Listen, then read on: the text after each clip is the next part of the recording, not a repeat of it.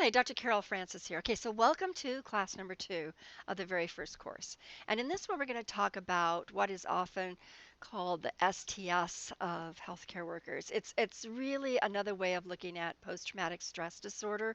PTSD is something we think about related to soldiers who are deployed in a war-torn situation, or individuals who have been raped and they have the PTSD reactions, individuals that have been abused, individuals that have experienced horrible natural disasters or human made disasters.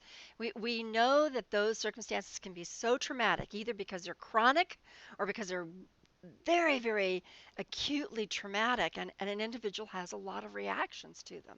And we want those people with post traumatic stress disorder to be able to recover. Well, with a healthcare worker, you are exposed to a lot of trauma, whether you're helping a community, a country, an individual, or a lot of patients, and there's just a high volume of urgent emergent situations. You are exposed to your own internal reactions to the trauma of that you're trying to assist. And you're also exposed to a high volume of stress, which can result also in you being traumatized, even if each of those cases in themselves are not traumatizing, that they would accumulate inside of you, and the demand and the pressure and not having enough time to just regroup yourself causes a traumatic reaction inside of individuals.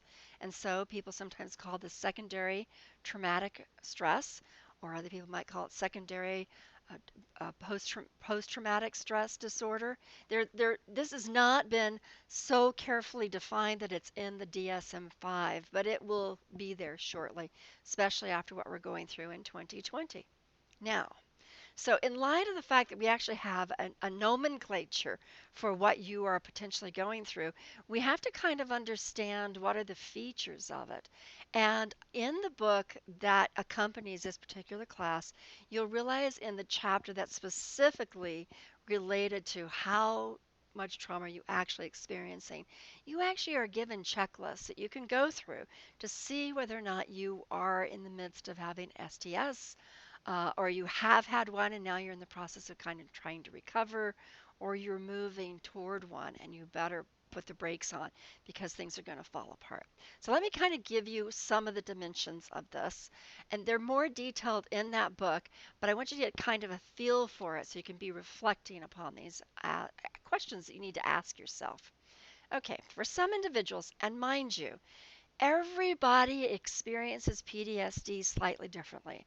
I've been working with soldiers from Vietnam, the Cold War, you know, et cetera, deployed in Afghanistan, Iran. I mean, just I've been working with soldiers and their families for off on, and wrote a book about how to reintegrate soldiers into families, because even the families experience a kind of PTSD as well. So this is nothing new. I've also worked a lot with individuals who have natural disasters that they've had to regroup themselves for. In addition, I've worked with individuals that have had tremendous quantities of abuse and trauma brought on in their childhood or as an adult, ranging from chronic molestation to one incident of an intense rape or not so intense rape nonetheless. You know, there's just so many traumatic situations that you can face in this life. What I want you to take from the fact that I've had all this experience is this: no one individual manifested their PTSD, or in your case, STS, in the exact same way. We have these clusters of ideas what it might look for an individual that we can kind of call the diagnoses, but everybody's different, and you're different as well. So when I give you this kind of description of STS, I want you to really individualize your own self-reflection on these sorts of things. So I'm going to talk about first mental health, because in the mental health area, we're talking about your ability to remember, your ability to stay focused, to pay attention, your ability to be attentive to those things that are outside of work, those things that are those details, those little minor details that are so essential in the healthcare to pay close attention to. Also, ability to remember what's on your schedule and your family circumstances, your capacity to be calmly thinking and problem solving, communicate clearly, be able to listen efficiently. These are all cognitive skills. This is your mental capacity, your mental facilities. And you know all this from all the training that you have.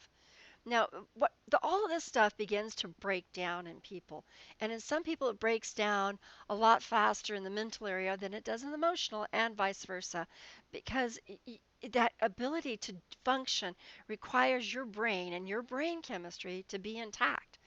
And when you're pushed over the edge of whatever your edge is with too much exposure to trauma, that capacity just breaks down. And it breaks down on a neurological level, it breaks down on a biochemistry level, it breaks down on a functional level. And you're going to see it on a functional level because you're probably not going to be taking EEGs or doing neurotransmitter or blood tests.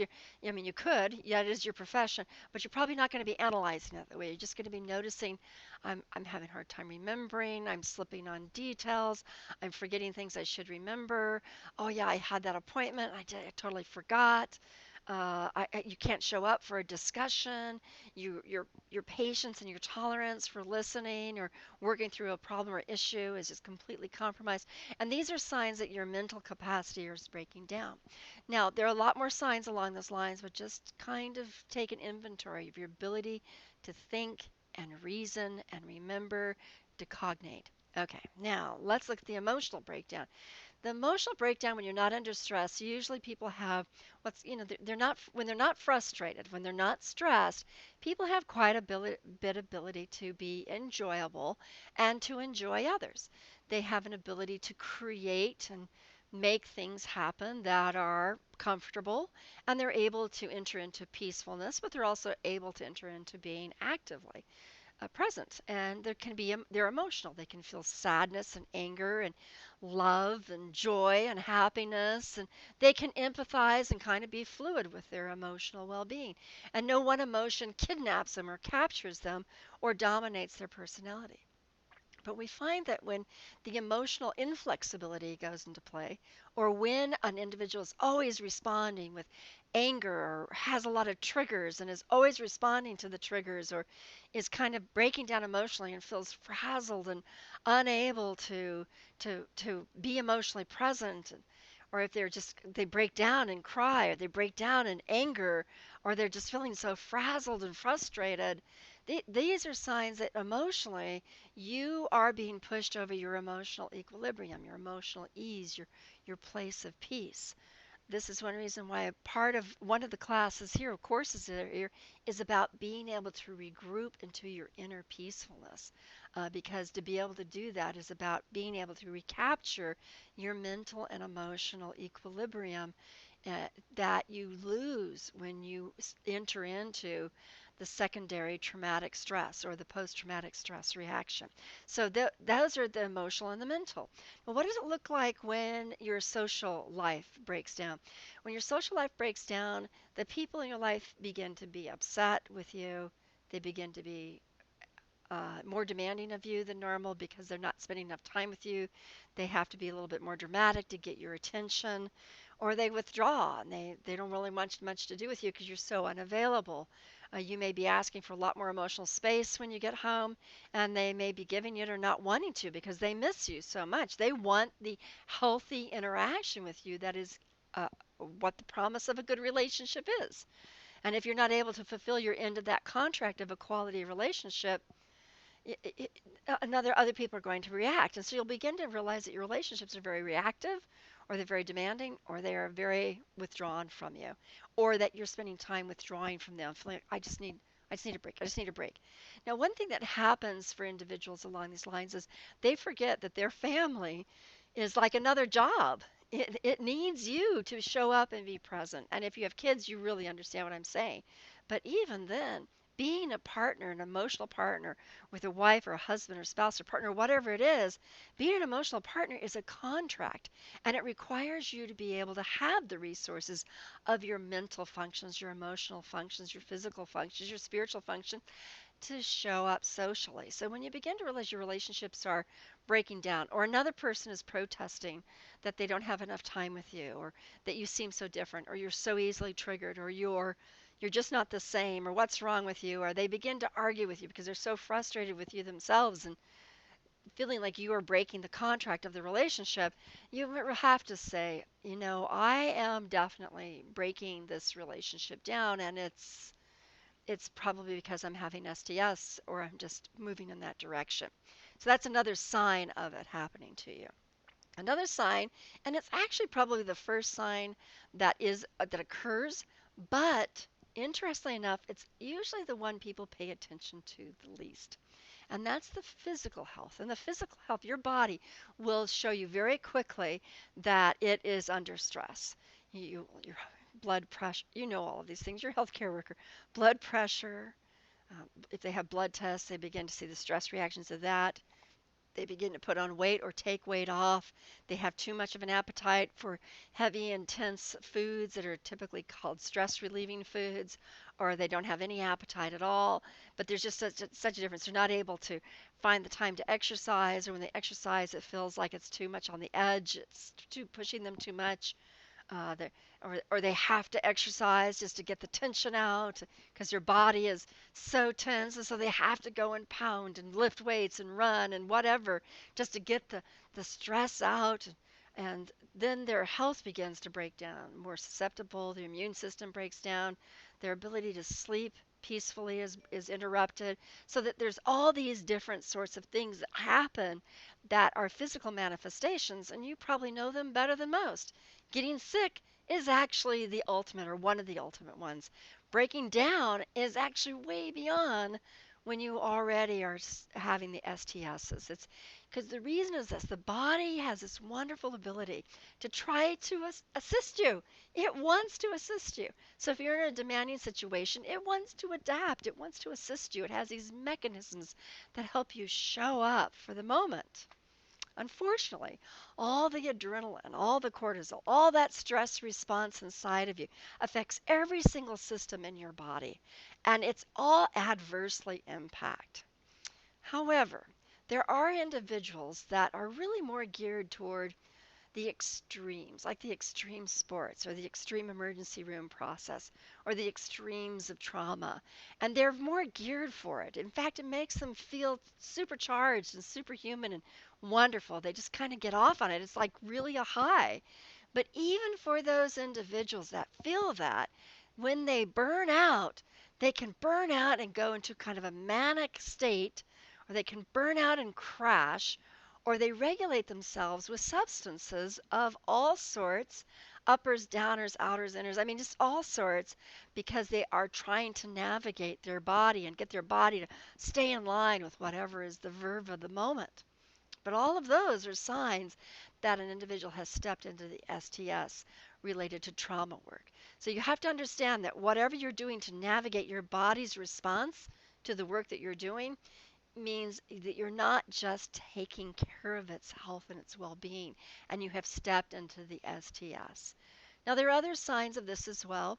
People will begin to feel like they're not themselves, that they're kind of out of body at times. People will be exorbitantly exhausted, or they'll rev and rev and rev. People will not be able to let their minds settle down and relax. People will not be able to have a conversation that's on any other topic, or they dream, daydream or night dream all the horrors that they've seen. They feel excessively guilty or excessively shameful or excessively frustrated with themselves and others. And these sorts of things that are in the excess of everything means you have stepped likely into the STS process. You're under the secondary traumatic stress process going on. Now, if you'll pick up the book, please, and look at Recovery After Trauma Work for Healthcare Workers, you'll be able to take the first test that deals with STS or PTSD that is specifically related to your line of work. And you want to kind of come come to terms with yourself, face yourself. Look at what's happening to you mentally, emotionally, socially, physically, and we haven't even talked on a spiritual, soulful level because maybe perhaps that doesn't totally fit the verve of a lot of healthcare's concerns, but we do see that that's impacted as well. All right, now you're going to go do the questions. You're going to do the knowledge gained just to see what sort of information you've absorbed, and then that helps you cognitively process and then go into the self reflection, which helps you really look at yourself. Go to the book and find the tests that help you be able to evaluate it even more empirically than listening to this. And then finally, make sure that you listen to the two audios because they're all set up to be able to help you shift from this trauma consciousness into remembering who you are when you're not reactive to trauma. Thanks for taking the time. Bye.